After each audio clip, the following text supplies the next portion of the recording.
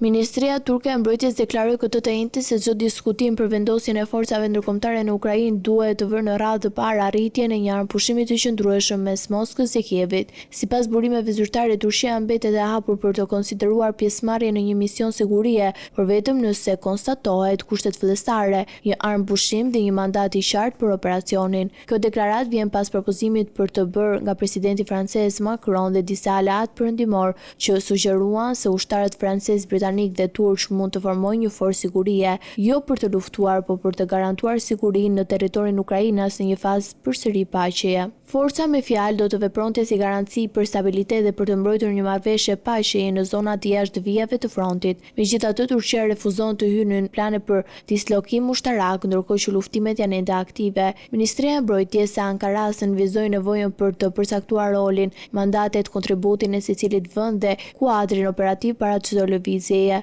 Së pari duhet të garantuar armpushimi, më pas të vendoset kuadri dhe të përcaktohet kontributi i secilit vend, thuhet në deklarim. Në rrethanat aktuale, ky qendrim turk pasqyron ndjeshmërinë e Ankaras për ruajtjen e balancës mes marrëdhënieve të saj me Moskën dhe mbështetjes për Ukrainën, një pozicion diplomatik i ndërlikuar që kërkon durim për të bërë marrëveshjen paqeje që mund të lejojë angazhim ndërkombëtar ushtarak. Në rast se do të vendoset armpushimi dhe forca ndërkombëtare siç ka propozuar Franca dhe aleatët perëndimor, pjesëmarrja turke mbetet e mundshme, por vetëm sipas një mandati të qartë dhe kushtetuese të takortuar. Skenari mbetet i brishtë të shumë varësor nga zhvillimet në terren dhe gatishmëria e palëve në konflikt.